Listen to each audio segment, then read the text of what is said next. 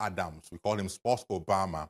He's on with us on the show. So let me have a chat with Saddick. Saddick, you're welcome onto the game on GH1 TV. And I hope everything is fine with you now in Ghana. Yeah, thank you very much. Everything is fine, bro. Awesome. Now, you were in La Côte d'Ivoire to watch the Black Stars, and you know, I've been listening to some of your reactions after the whole tournament came to an end for the Black Stars. Clearly, let me pick this from you. What did you see as the biggest problem with our Black Stars at the Nations Cup, which is still ongoing though, but Ghana out? Well, I've seen allegations and criticisms of the players, which is fair. The coach has been sacked, which presupposes that the administration finds him a big challenge, which is fair. But this is twice, thrice, and I believe certainly the problem is bigger than the two, the players and the coaches. It's very difficult to separate the performance of a team on the field from the administration of the game. So I think the biggest challenge has been the repeated problems and mistakes of the Ghana Football Association and the Ministry of Youth and Sports. It's always been a quick fix, an attempt to gloss over the fundamental problems, which has seen us repeatedly going and coming back with same results. So I think that it's not only about the players and the coach.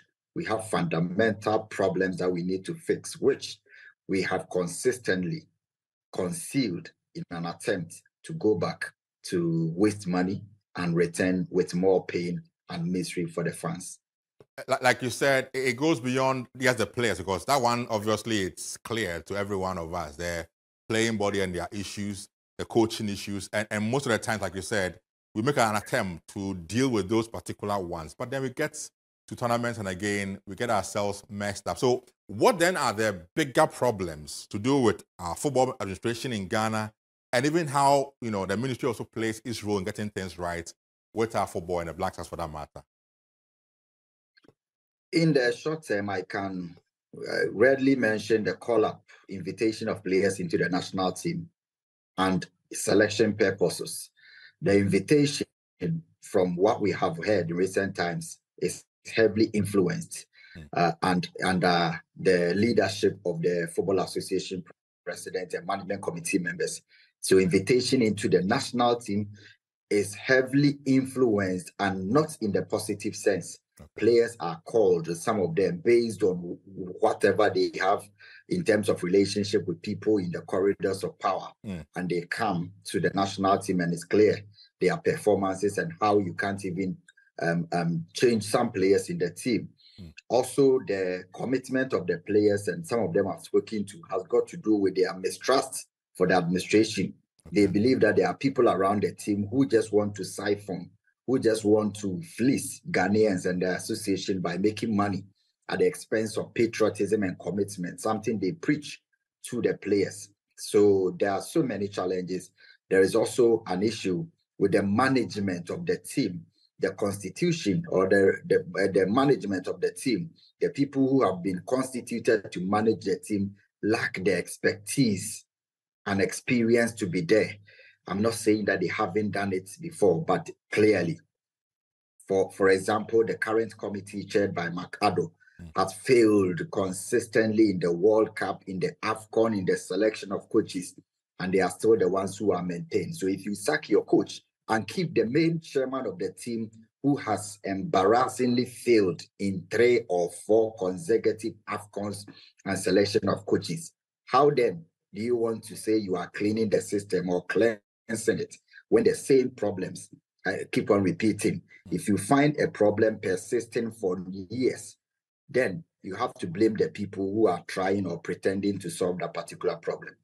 So clearly means that, one, like you said, the people who are managing affairs, like from the FA and its assigned, if you like, the committees that are also impacting, or one way or the other, playing a role to ensure our national team, the Black Stars, thrive, are failing in doing the right things. What do we do then? Do we sack them? How do you go about this? Well, if you say they are failing, I will assume that you are not watching. And I'm very clear that knowing you and how detailed and particular you are, you've been following Ghana football for the years, you know they have failed. It's not like they are failing. They have failed. If you look on the charts, the sinking of the national team has been very rapid. So I will be very charitable, or anybody will be very generous with words to say they are failing. They have failed symbolically, and we have to be very frank. And the only thing to do after such a failure of monumental proportions is to resign and not be put in same position again, especially when it is not once, it's not twice, it's not thrice. So for the management of the team, we have advocated that the best thing to do is to select the best possible people, expertise, former footballers with the requisite education and experience to be there for the running of the game. I believe that this is the only way to go about bringing back or recapturing our position in global football. The people there have shown clearly that they lack the expertise and experience and competence, because all they've shown is ineptitude and getting money for doing nothing. So we need to change them. They need to be changed. And how to change them will start with the Ministry of Youth and Sports, who are the supervisory body of the FA. The FA can say they are autonomous, but then they have to run to their leagues and clubs to say they are autonomous. When it comes to the national team, where government and the taxpayer contribute substantially to the running of the team in terms of finance and logistics and facilities, they cannot claim their autonomy to do whatever they want.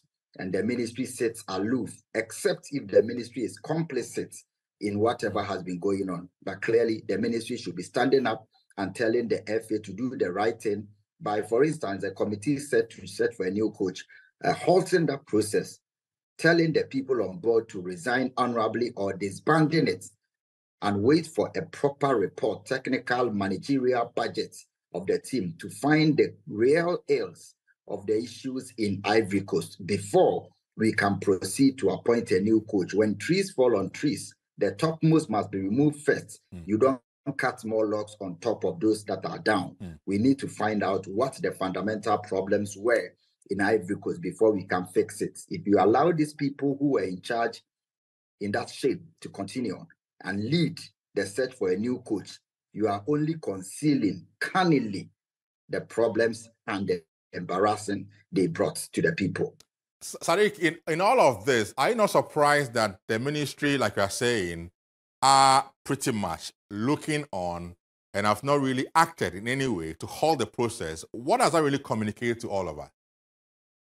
Rationally, to any logical human being, like I mentioned earlier, it points to the fact that the ministry is an accomplice. They are complicit in whatever has been going on.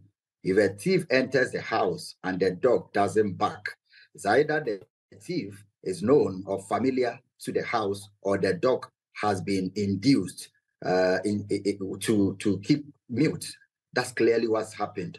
The ministry is there as a supervisory body. The ministry is supposed to supervise and interrogate, to probe into affairs that affects the ordinary Ghanaian when it comes to sports. If the ministry says they care less about what the GFA or how they have been running football in this country over the years, and for that matter, the failure in the AFCON in Cameroon and in Ivory Coast, which were the two most disastrous ever since 1957, we have to be very much aware that the ministry is deeply involved in whatever rot that is going on with the national team, especially with the payment of huge sums of monies, guised under honorarium, whatever that means. So the ministry must come out. If they don't and are involved in this, clearly to any rational human being, they are deeply involved in whatever rot and scandalous schemes that the FA has plotted. Saddick, in 2021, after the Nations Cup in Cameroon, I recall, Parliament putting together a committee to investigate the failure back then from Cameroon, and they came through with a report and made some recommendations. I've gone to some of the recommendations, and I've been asking myself, and I'm sure you have been wondering yourself, why we haven't seen from the ministry demanding the GFA, for instance, to look at some of the recommendations that came from that ministry, the Parliament's committee, and try to sort things out. If you have a Parliament of Ghana doing that for this nation, and yet 2 years on, We have a similar thing happening again in La Côte d'Ivoire with the same sports ministry, with the same GFA and the same Black Stars. What does that really communicate as a nation? The Parliamentary Select Committee report that you've read and some of us have read clearly points to the same thing that we have been discussing. It is not for the GPRCU or NAGRAT to implement them. If Parliament acts on this, Parliament cannot, by their power, enforce the GFA to adopt the recommendations. Parliament can only submit this to their government agency or representative or a unit in charge of youth and sports to supervise the FA to enforce what has been done by the representatives of the people in the House of the representation, that's Parliament. And the Ministry of Youth and Sports will be responsible for this. They are the ones to implore on the GFA. They are the ones to influence the GFA. They are the ones to supervise and instruct and order the GFA to adopt the right modalities and policies that have been set out or recommended by Parliament. If the ministry sits on top of such a report and comes out with a statement to say they are starting another probe, that will surely be a Ministry of Sports playing under tricks and monkey games to try and take people away or to try and sweep things under the carpet, because it happened and there was a committee in Parliament and the ministry is responsible for the implementation of these recommendations by Parliament. If the ministry comes back without implementing any such recommendations and says another failure, another recommendation or policy to be set out, clearly you can see that the ministry care less about whatever is happening, and they are neck deep in everything that we blame the GFA for. And as Ghanaians, we find ourselves in this situation where you have a ministry that's supposed to be working on our behalf to ensure the right things are done regards how our taxpayers' money is put into a national team, a national cause. They sit aloof and watch on. For people like ourselves, myself and you who are in the media, what can we do to ensure we push a change in this direction? Well, I'm sure if we get to the level where the ministry comes under probe or under scrutiny by journalists and fans, the only person who can be responsible for bringing sanity and discipline is the President of the Republic of the land, who appointed the minister and the ministry on behalf of Ghanaians, or with the power and authority of Ghanaians. I'm sure the president has heard or read or might have been told of what the hue and cry in town is, why people are so agitated, why people are infuriated by the Black Stars, and how concerned everyone has been about the decline of our football. The president says he's not heard and read. That would be very unfortunate. But I'm certain that he knows, being a football fan and a sports fan himself, if the president doesn't take any action, that will be for him. That is very difficult for me to say that any individual will have any capacity to change things, except to recommend for journalists to write and talk, speak about the facts, and open up in terms of education and information why we need to do this and that. How to do it rests wholly and substantially on the government agency and the football body, who can only act when there is leadership on top of that. Suggestions in town that perhaps government should dissolve the GFA, which I'm sure will warrant an action from FIFA, but then we should go ahead and do it and find a way to correct things with our football. This school of thought, what do you think about this school of thought? Well, FIFA will even be disappointed in Ghana and our government if they hear that the association has been dissolved, or the government's intendment is to dissolve the association, because the association was dissolved just like 5 years ago or 4 years ago, after the normalization committee or after the Nyantechi scandal. Yeah. government failed to see to the recommendations that were set out. The normalization committee did not, in my opinion, comprehensively cleanse the system as they should have. Okay. And these are some of the things that FIFA themselves will be shocked that only 4 or 5 years ago, you were here to dissolve your association. What has happened after that? So I don't think that's the solution. The solution is about enforcing the FA to reform, as the government is a major contributor and FIFA understands the peculiarity of African governments and their relationship. So if you are funding the national team, building the stadia, paying the national team coach, paying for the national team expenses, including toilet rolls, you should have the big say on the reforms that you seek to see at the national teams and not be throwing the taxpayers' money into a basket that runs deep into the pockets of a few individuals who are pretending to be running the game on behalf of Ghanaians. So I don't think dissolving the FA is the issue. It is about enforcing the FA to adopt better reforms that will change or transform the game. Getting back to the right ways of doing things regards football, Saddick, how did Ghana football get this low from where we found ourselves years back? How did we end up this low with our football? We ended up here because we've been very hypocritical, including myself and everyone. We only pretend to care during major tournaments. And football is not only played during major tournaments. We got here because we adopted the quick fix approach instead of fixing the salient and fundamental areas of football to have a sound footing and strong foundation that can sustain us for longer periods of time. We adopted a method of monetizing the national team. And so what we do is to put in so much money, get players to play for money without building a solid foundation. So we put together a group of players, majority of whom were trained by other jurisdictions and who have been refused call-up by these countries. We bring them together, assemble them for a week or two, and think that we have a national team. And on top of that, we put the highest, if not the highest, winning bonuses on the continent so that they will win. We put them in chartered flights. We pay them winning bonuses and appearance fees even before they appear. And so when they win 1, 2, 3 games, we think we have a foundation to stand on. We think that transition can be sustained at the expense of zero investment in our local league, at the expense of a rotten youth system, at the expense of a very poor coaching structure, and at the expense of a very horrible governance scheme at the FA.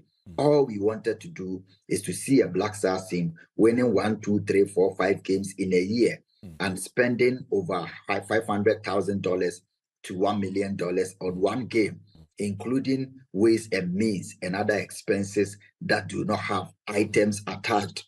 So when the dust settles and the truth comes out, posterity will always expose you when the fundamentals are weak. And clearly we are here because we thought we could induce and motivate our players with money to win forever. Now the youth system has collapsed.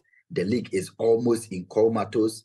And our juvenile teams, our national coaching scheme, not even a single coach from Ghana can say they are standing up to apply for the national team coaching job that has become vacant. These are real issues. And these are the issues that have led to the way we have sunk in recent times. Talking about money and how much we've sunk into these championships, Saddick, you are very astute. In fact, you were with a team as well in La Côte d'Ivoire. Do you still have an idea of how much government spent for this campaign? No, because I spoke personally to the Ministry of Youth and Sports Communications Director 2 or 3 days before the start of the tournament, and he was very emphatic that they don't have a budget. Surprisingly, in 2024, they are attending a tournament without a budget because, in his words, the budget was still a work in progress. They don't know what they will buy along the way. So they are treating or conducting affairs at the national team like selling tomatoes on their heads. They don't have a budget. When they get to the roadside and see something, they will buy. When they get to the toll booth and they find anything, they will buy.